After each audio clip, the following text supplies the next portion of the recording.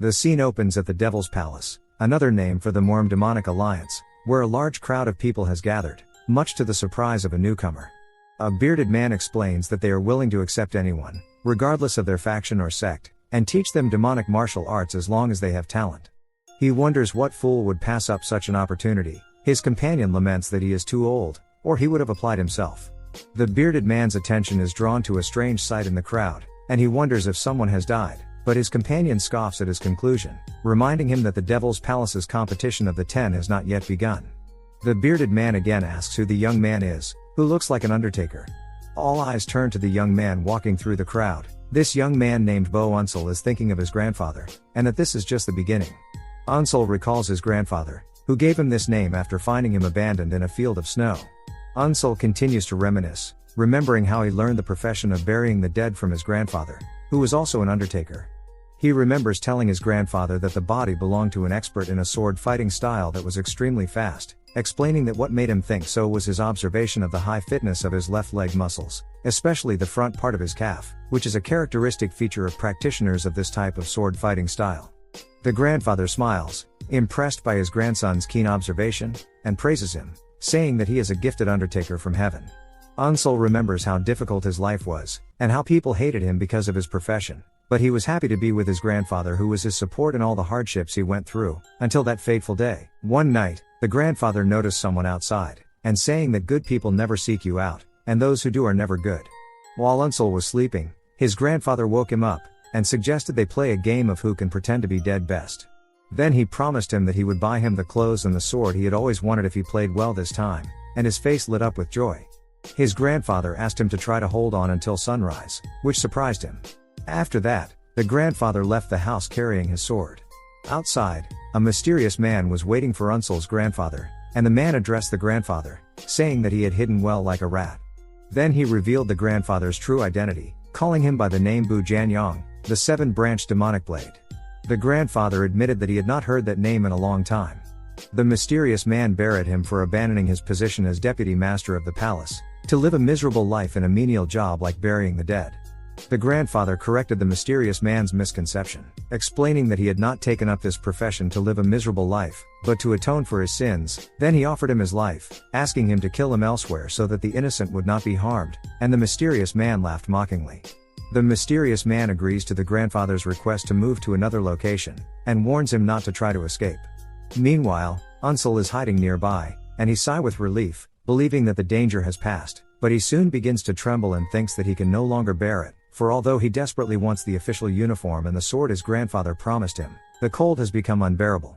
Unsel comes out of his hiding place and wonders where his grandfather is, who used to wait for him after their game was over, and he guesses that the law enforcement officers have summoned him again. He is angry at those men who do not see undertakers as human beings. Unsel advances in the place to be confronted by a horrific scene, and he runs quickly, to find his grandfather lying on the ground with blood streaming from his eyes. Unsel screams, calling out to his grandfather, and rushes to him, asking him in shock what happened, but he only apologizes to him. The grandfather tells him that his time has come, and tries to ask him not to continue in the profession of burying the dead, but he coughs up blood before he can finish his sentence. Unsel begs him to stop talking, but he insists that he listen to him carefully, and asks him never to think of revenge. The crying Unsel refuses his request, saying that he cannot forgive those who did this to him. He tells him that he would rather die and go with him, reminding him of his constant words that there is no difference between hell and this world, and that he would rather be in hell with him than stay here without him. As a final request, the grandfather begs him to go far away, and tells him that he was very happy with the time they spent together. Then he breathes his last and falls to the ground. Unsel's face is filled with tears, not believing what is happening. After a while, Unsel stands before his grandfather's body, which he has prepared for burial. He touches his face and realizes that his request not to take revenge was to protect him, but he decides that he cannot obey him this time. He begins to examine his wounds carefully, and notices that his arms have been cut off at the same time. In a rare movement of cutting from top to bottom, he discovers that the attacker changed the movement in the middle, to stab his eyes as well. Unsel deduces that this strange sword style must be from the demonic sect, and identifies it as the Tianchi yoga technique. He then moves on to examine his back, and finds 93 traces of the use of hidden weapons, which leads him to the conclusion that the attacker did not have help from anyone, but used a tool that could launch hundreds of hidden weapons at once. Finally he notices a strange discoloration under his tongue and nails. Unsol deduces that this discoloration occurs when poisoned with a deadly poison that causes the flesh and blood to rot. Based on everything he has seen, he arrives at the specifications of the killer. He is a person who belongs to the demonic sect, has learned the Tianchi yoga technique, possesses a high-quality hidden weapon, and uses deadly weapons that cause the flesh to rot and the blood to spoil, and Unsol believes that there cannot be many people who fit these specifications. He looks at his grandfather's body with determination, and vows that he will find the killer no matter what it takes. Back in the present, Unsol arrives at the registration office at the Devil's Palace, and writes his name, Bo Unsol, from the Janyang clan. The employees mock him, wondering what kind of rural clan Janyang is, and they guess that he probably got scared when he saw the consent forms to give up bodily autonomy. While one of them rudely demands that he put his fingerprint or leave, Unsol bites his thumb to draw blood to the astonishment of the employees. Unsol thinks that the moment his grandfather died, his life was shattered and he has nothing left but the path of revenge. Then he presses his bloody thumb on the registration paper. He thinks that this competition will be his first step towards revenge. The long history of conflict between the Orthodox and unorthodox sects for control of the Morm world is then reviewed. The Orthodox sects, which seek justice, are led by the Morm Alliance, while the unorthodox sects are centered around the Devil's Palace, which exclusively worships power. The two forces maintained a balance for a long time, but the Orthodox sects wanted to gain an advantage, which led to the creation of 18 martial masters known as the Greatest Good Masters. To counter this new threat, the Devil's Palace decided to devise a way to enhance their power as well, and their plan was to create the 10 Demon Lords. This offer, which required the selection of 10 geniuses regardless of their previous affiliations, and teaching them the martial arts of the 10 demonic sects, attracted many young people who headed to the Devil's Palace.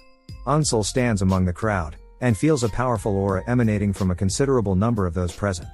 He thinks that it is likely that among them is someone connected to his grandfather's killer. As the killer is a martial arts master beyond his ability to judge, Unsol realizes that to take revenge on such a figure, he must become a martial arts master himself, and since he has no affiliation or martial arts at the moment, becoming one of the 10 demon lords is his only way to become stronger quickly. Suddenly, the applicants look at someone in amazement, as a majestic man with thick white hair and red eyes appears, and announces in a loud voice that his name is the head instructor, Hyok Ryan, and the attendees recognize him as the Bloody Gold Dagger. Head instructor Hyok Ryan continues his speech, explaining that this place is to discover the greatest geniuses from among all the demonic sects, and that only those who pass all the tests prepared for them will become candidates to become one of the 10 demon lords.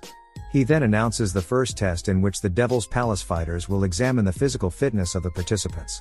The test begins, and the examiners examine the muscles and bones of the applicants with their hands, which puzzles some participants who were expecting a competition or a fight. Unsol notices that those who pass this examination are directed to the next place. When it's Unsol's turn, one of the examiners approaches him, and after touching his arm, he shows signs of shock and despair, and thinks to himself that this young man is finished. Although he is surprised that someone with Unsol's physique is even participating, he feels a real unmistakable killing intent emanating from him, but he still decides that he cannot let him pass. Unsol is not surprised by the result, as he was aware that all he had learned so far was how to care for corpses, and that he could not pass a test based on physical fitness for martial arts. However, he believed that this was not the end. After the first test is over, one of those who failed cries out, protesting that the test is not fair at all, wondering what the point of holding a competition is in the first place, if physical fitness is all that matters. The head instructor replies, explaining that muscles and bones are the most important thing for learning martial arts, and that they held this competition to select talented people from different regions. He then scolds him for daring to complain when he could not even pass the simplest standards. The instructor reassures them that there is no need to worry, and announces that in the second test, he will personally choose those who can learn martial arts well despite their weak physical fitness. He announces the start of the second test immediately, and the head instructor orders all who failed the first test to fight each other until only one person is left alive. Everyone is shocked, wondering how this can be the test, and they are ordered to kill each other when they are all on the same side. But one of the contestants smiles, thinking that this situation is good for him if someone has to be killed.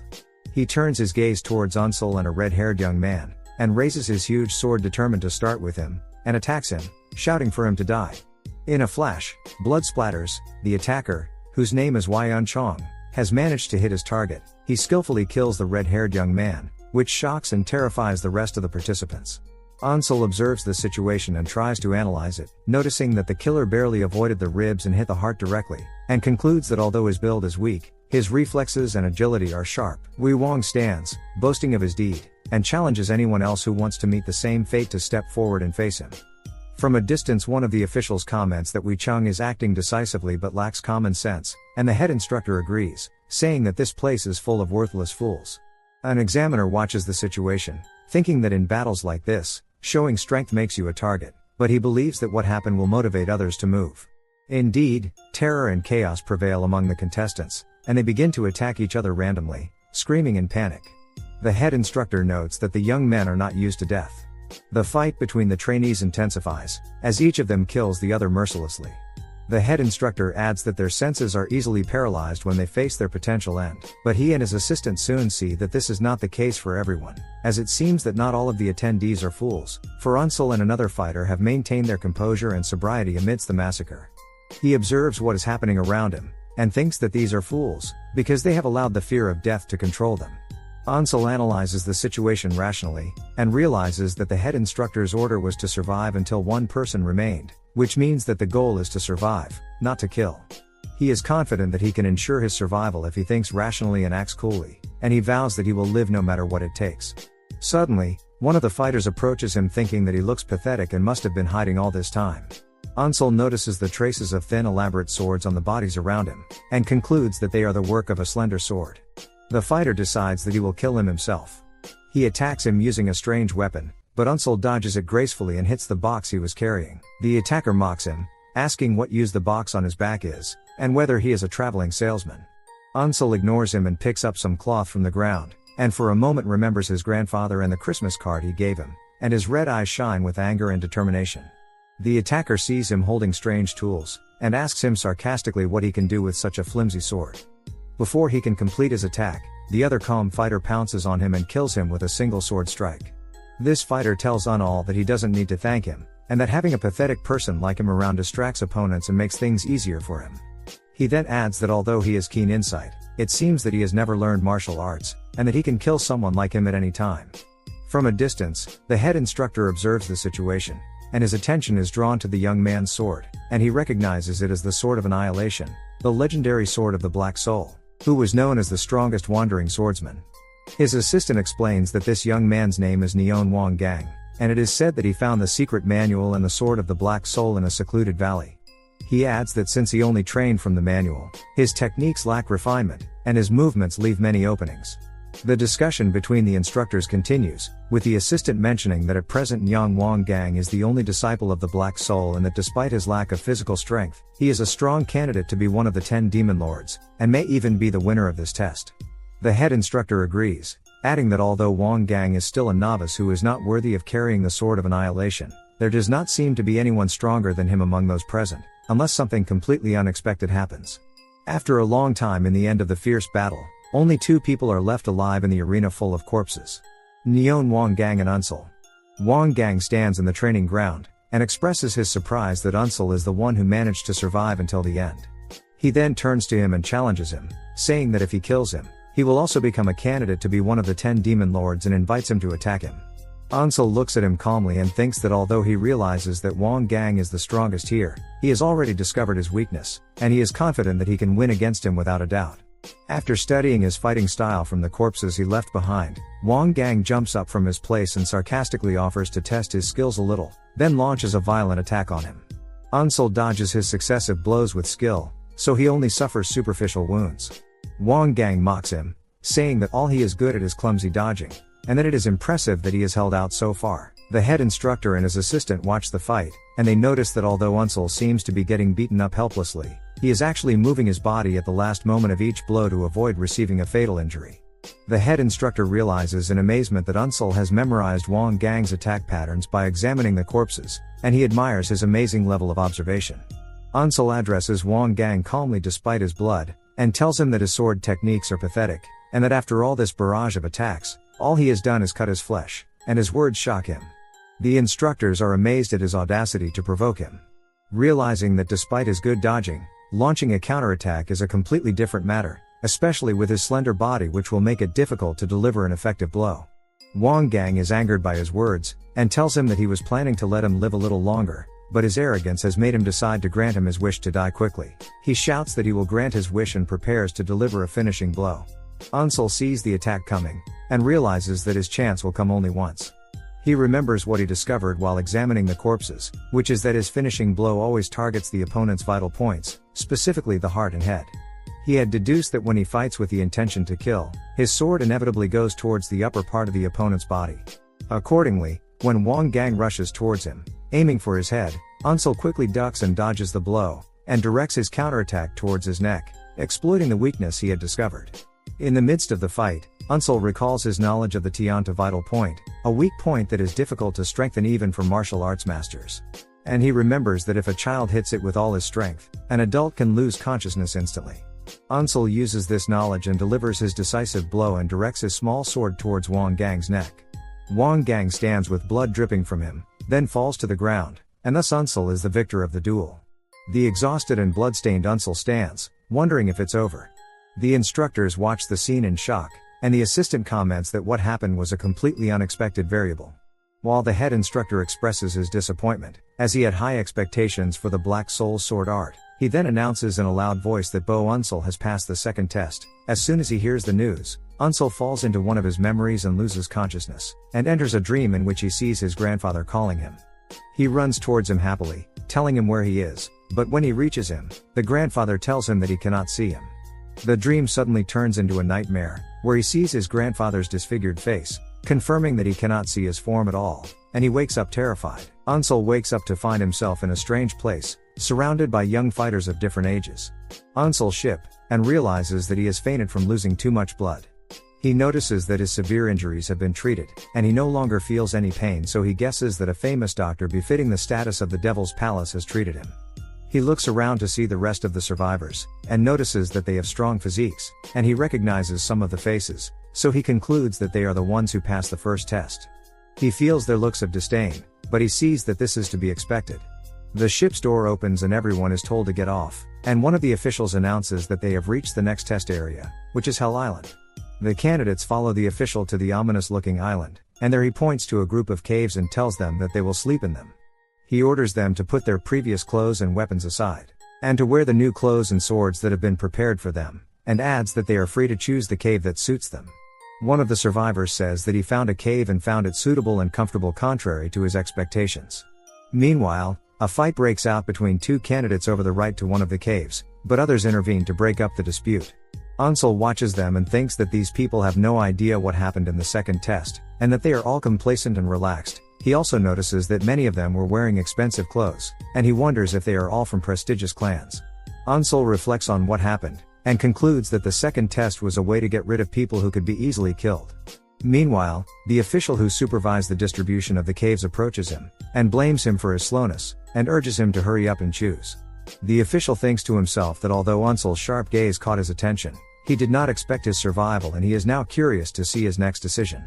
Unsel points to a dark and unattractive cave, announcing that he has chosen it. The official mocks him, saying that he has chosen a place that suits his shabby clothes and that he is disgusted. But the official is impressed by his choice and thinks that he is a true genius. As he knows that although the entrance to the cave looks small and dirty, the inside is spacious enough for training, and its small entrance makes it easy to defend against intruders.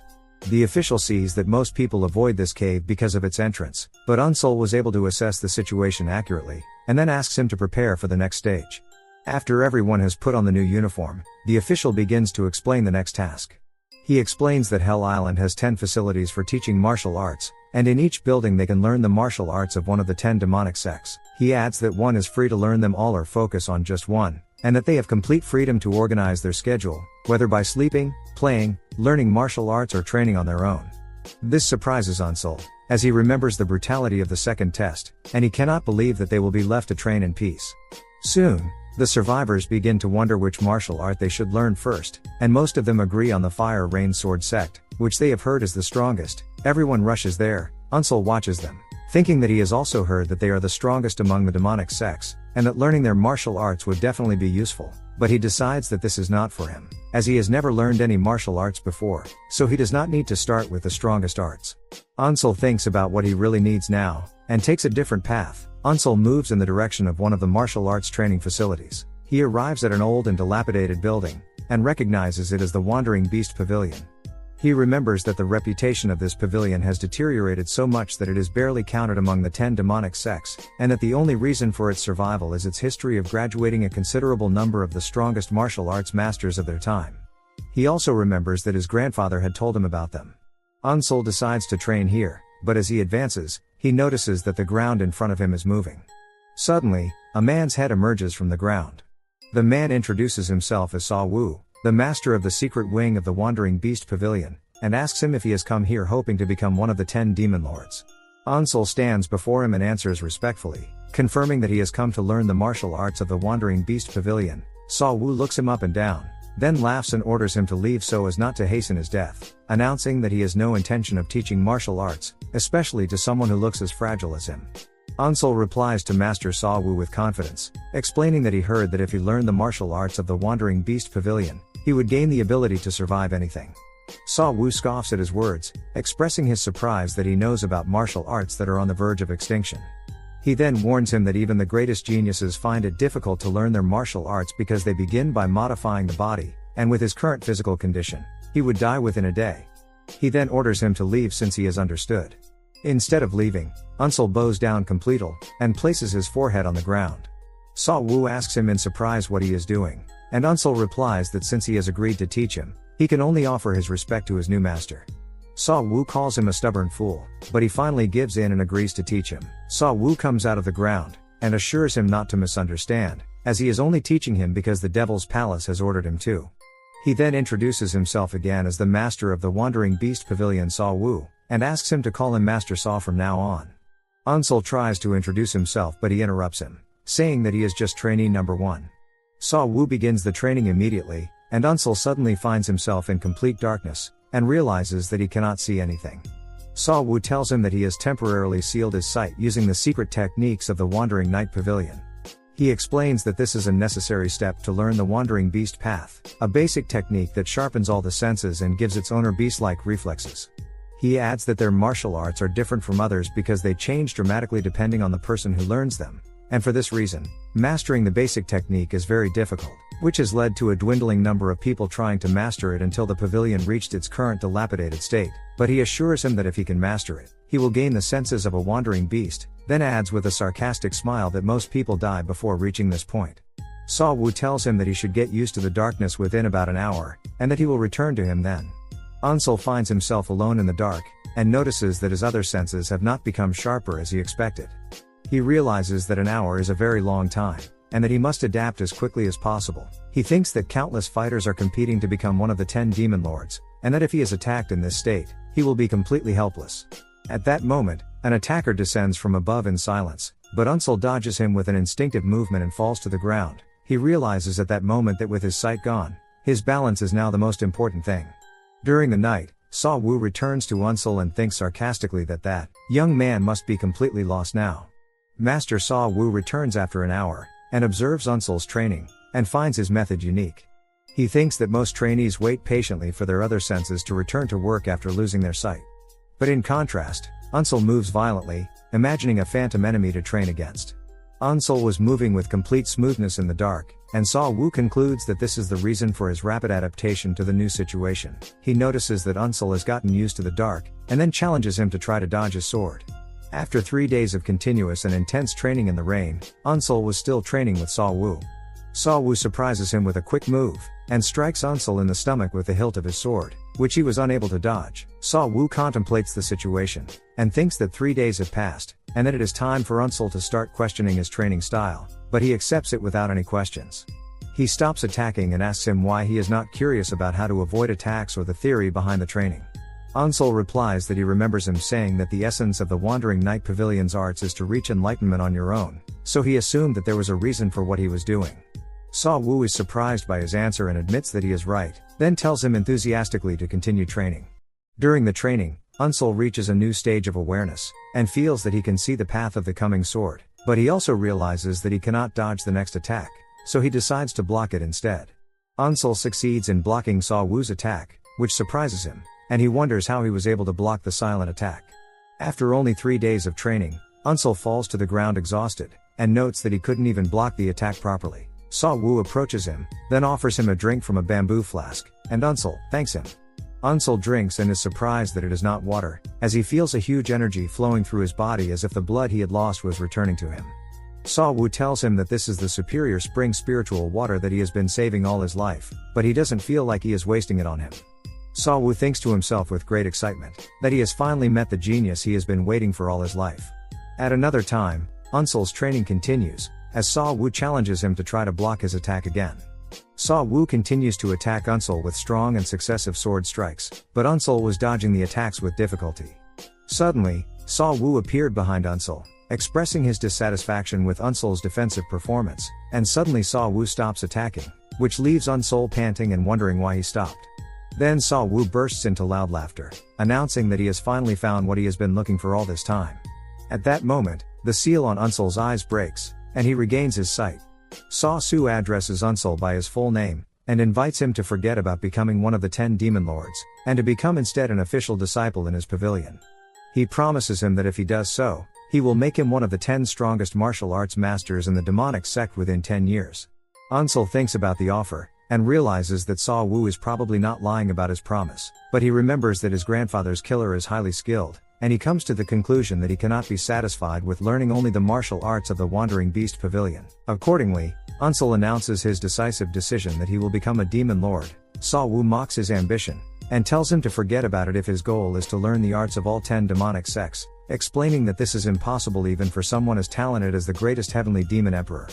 He explains to him that each martial art suits a specific body structure and type of energy, and that no matter how talented a person is, he cannot learn more than 2 or 3 types of martial arts, and that focusing on one martial art is the fastest way to become the strongest. Unsel apologizes for his insistence, and Saw Wu wonders if there is a way to change Unsel's mind. In the end, Saw Wu gives in and agrees to teach him a different martial art. Unsel is surprised by this, explaining that he has only learned the basics of the Wandering Beast Pavilion. Then Saw Wu surprises Unsel with a quick and decisive attack, but Unsel manages to block the attack on his own. Saw Wu reveals to him that his pavilion's martial arts are not only transmitted through steps or theories, and that Unsel has actually been practicing the wild beast path of his pavilion all this time. Unsel then realizes that all the sword strikes that Saw Wu directed at him were not just training, but were the true forms of the wild beast path.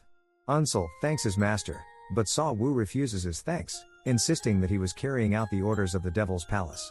Unsel insists on his gratitude, reminding him of the elixir he gave him, and promises that he will never forget his kindness. Saw Wu tells him to forget about it, explaining that this is the nature of the martial arts world of the Yonghu, where forgetting favors and grudges is always the best option. Then after a moment of silence, Unsel tells him that he will leave. Saw Wu watches Unsel from a distance as he leaves, and wonders to himself in amazement where such a talented person came from, and thinks that a bloody storm will soon sweep through Hell Island. Unsel thinks about his ability to sense that from learning the Wandering Beast path, which made his senses extremely sharp, but he sees that this constant awareness is very tiring even when he is doing nothing, and he feels that he will not be able to rest properly if the situation continues like this, so he decides that he must learn to control his senses and suppress them as much as possible. Unsel begins to focus, trying to control his senses as if he were stopping a drop of water, and after a few moments, he opens his eyes, feeling that this amount of control is enough for now.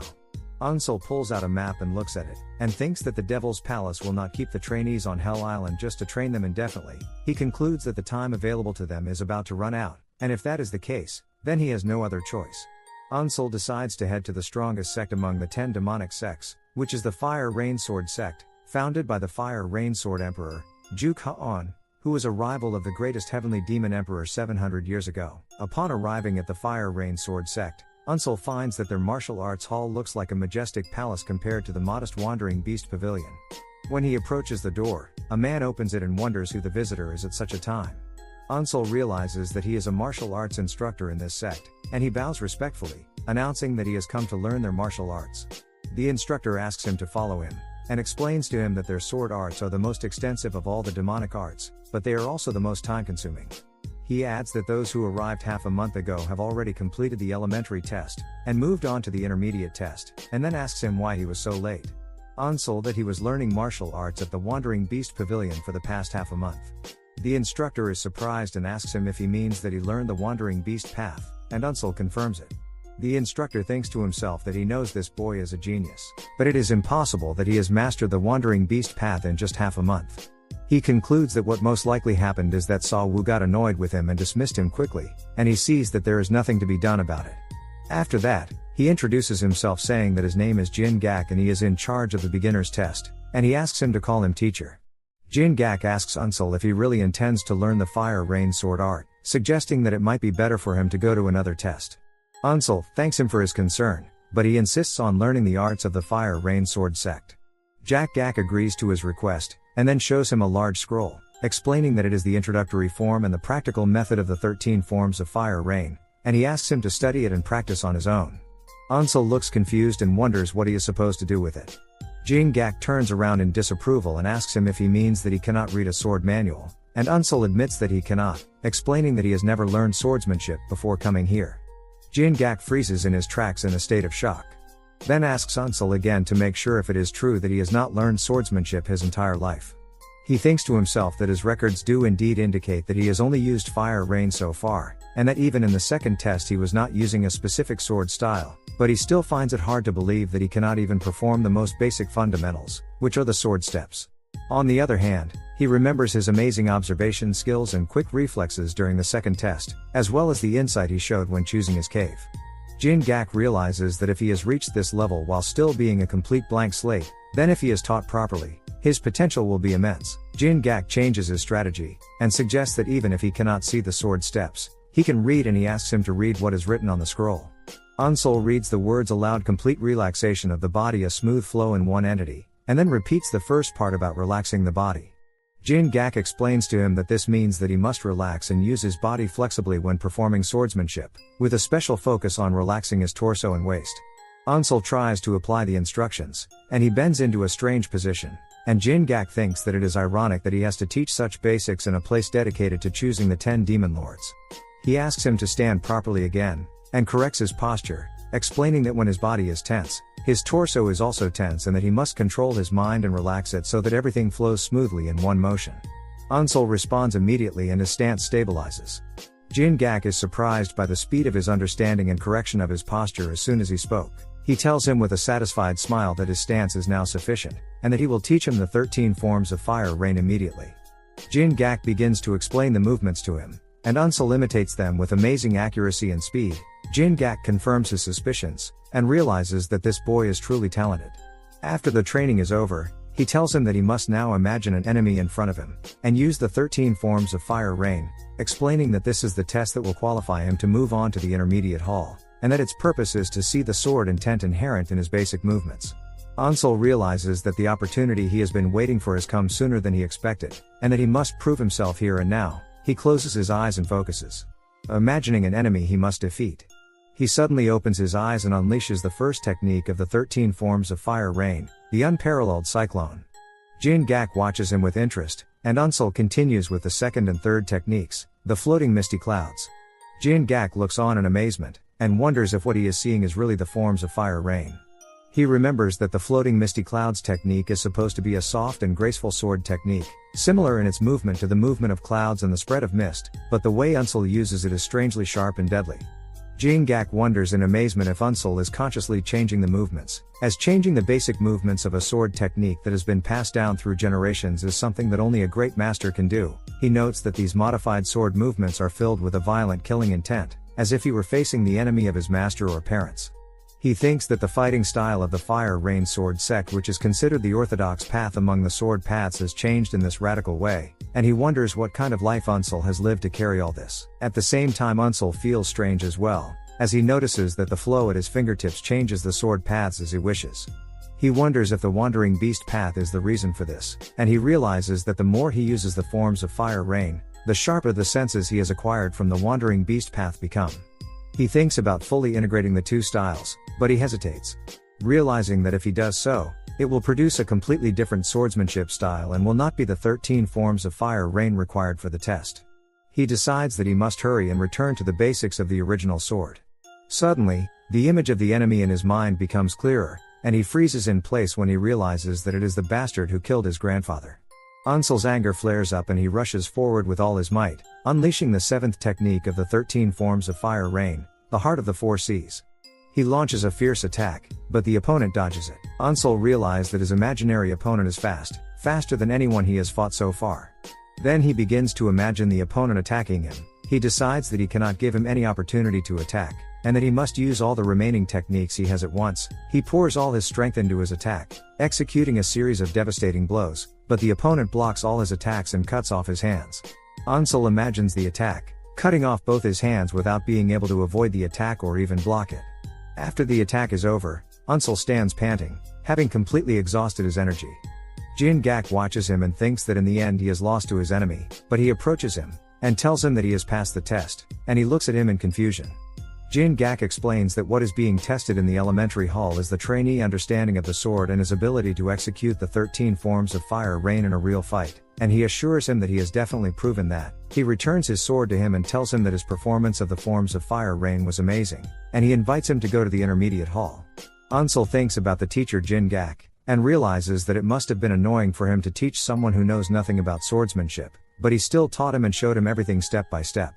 Unsel thanks instructor Jin Gak for all the time he spent with him, and he smiles and encourages him to continue working even harder in the future. He then adds a warning telling him that his sword carries a particularly strong killing intent, and advises him to be careful not to be controlled by this intent. Unsel bows respectfully and leaves, and here Jin Gak fully realizes that he was telling the truth, and that he had indeed learned the Wandering Beast path in just 2 weeks. He thinks that perhaps because of his incredibly fast learning speed, he has moved on to the intermediate hall much faster than he expected. He admits to himself that at first he was not sure if he would be able to reach the intermediate hall, but now he is absolutely certain of it. As Unsel opens the doors to the next hall, Jin Gak thinks about the instructor of the intermediate hall, Chun Wang Gang, and expects that although Wang Gang might reject Unsel at first, he will eventually become obsessed with him. Unsel enters the intermediate hall, and instructor Wang Gang notices him, and addresses him saying that it seems he has just passed the beginner's hall. He then mocks him, adding that if he took more than 20 days to understand 30 forms of Hua Wu, then he is wasting his time here. Unsel explains that he was late because he spent the first 15 days in the Nung Yan Pavilion.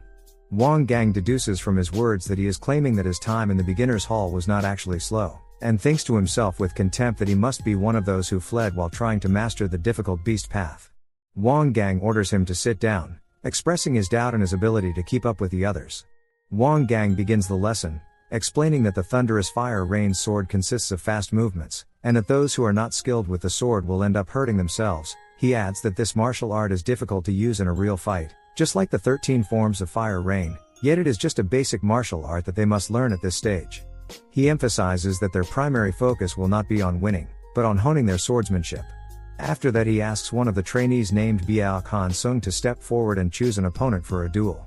Han Sung asks if he is free to choose anyone, and the instructor confirms it. So Han Sung points directly at Unsel. Wang Gang tried to object, but Han Sung reminds him that he said he could choose anyone. Wang Gang gets angry and calls Han Sung, wondering how he expects to test his sword against someone who has just finished the elementary hall training, and orders him to choose someone else. Unsel intervenes, saying that he doesn't mind and will face him. He explains that he learned to use the sword from instructor Jin Gak, and believes that he will learn faster if he tests his sword against others. Wang Gang thinks that Unsel is just trying to protect his pride with his limited skills, but he publicly agrees, saying that knowing one's own abilities is a necessary skill, and he hopes that Unsel is skilled enough to reach the advance hall. Han Sung sees this as a golden opportunity to stand out among the geniuses. If he kills this newcomer, he will be able to establish his position. The two opponents stand facing each other, and Han Sung tells Unsel that he has courage, but he needs more than that to survive in the Morm world. Then he orders one gang to start the duel. The duel begins with a fierce attack from Han Sung, but Unsel dodges it with skill. Han Sung continues his attack, and their swords clash powerfully. Through this clash, Han Sung feels the weakness of Unsel's resistance, and he realizes with a sarcastic smile that he is indeed a complete novice. Han Sung laughs out loud, mocking his foolish opponent, then announces that he will show him the real thunderous fire rain sword. Han Sung launches a series of fast attacks, but he is surprised that Unsel dodges all his blows with ease. From a distance, instructor Wang Gang watches the situation and thinks that Han Sung is not skilled in using the sword. In contrast, he notices that Unsel not only dodges the blows with speed, but also seems to predict every move, which raises his suspicions about the possibility of him having learned the Wandering Beast path. Wang Gang dismisses this idea, realizing that although the Wandering Beast path is the basic martial art of the Wandering Beast Pavilion, it is extremely difficult and can only be mastered by the most skilled masters, and it is impossible for anyone, even a genius gifted from heaven, to learn it in just 2 weeks. Wang Gang decides that he cannot judge Unsul's skills just by his dodging, and that this duel is meant to test his skills in using the sword, not his reflexes. Unsul stops dodging, and begins to counterattack, using the 13 forms of fire rain, which shocks the rest of the trainees. Han Sung scoffs at his opponent's use of a beginner's technique, and thinks that he can dodge it with his eyes closed, but he notices that Unsul's version of the technique is slightly different. Han Sung is surprised when Unsul's blow penetrates his defense and hits him. Han Sung becomes furious, wondering if Unsul has been hiding his skills all this time, and is using a modified version of the forms to mock him. He guesses that Unsul is doing all this to attract the instructor's attention and move on to the advanced hall immediately. Han Sung realizes that if the situation continues like this, he will be the one who looks like a fool. He shouts in anger, declaring that he will be the one to go to the advanced hall, and unleashes his clan's sword style, the Asura sword style, using its deadly technique, the blood-shattering strike. Instructor Wang Gang notes that this is a deadly move from the Asura sword sect, but he is impressed by Unsul's composure as he did not lose his balance in such a situation, which makes him reconsider the possibility that he has indeed learned the wandering beast path. Han Sung continues his fierce attack, shouting that this is the end of Unsul, and uses his own special technique, the protective bloody wind moon, and the two swords collide in a massive explosion of energy. The remaining students and the instructor look on in shock, while Unsul remembers using the 13th and final form of the fire rain forms, infinite and boundless. The duel ends with Han Sung falling to the ground with blood streaming from his mouth. The students wonder in horror if he is dead. Unsul calmly sheathes his sword. Instructor Wang Gang confirms to himself that Han Sung is indeed dead, having received a precise blow to a vital point. Wang Gang asks Unsul if he was always a disciple of the Wandering Night Pavilion, and Unsul denies it. The instructor asks again, wondering if he is claiming to have fully mastered the Wandering Beast path in just 2 weeks, and Unsul replies that he only learned the basics. Wang Gang scoffs at his answer, sarcastically asking if the Wandering Night Pavilion also teaches its disciples to lie these days. Unsul starts to speak, but the instructor interrupts him, saying that he doesn't need excuses, and orders him to clean up the body immediately. The students whisper among themselves, expressing their shock at a murder occurring during a training duel, and wondering why the perpetrator is not being punished. Wang Gang shouts at them to be quiet, and reminds them that this is Hell Island, not a regular training hall, and that anyone who uses a deadly technique must be prepared to die themselves. Then he announces the resumption of the test. Several other duels take place, and after they are over, Wang Gang gathers the students who lost and tells them that they have failed the test and must leave immediately to find another martial arts hall. One of them protests, saying that it was just one match and they ask for another chance, but Wang Gang firmly refuses.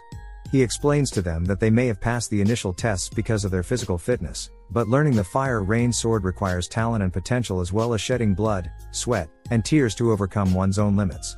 He tells them that they have failed because they lack these qualities, and then orders them to leave. The failed students leave, and only Unsul remains in the hall.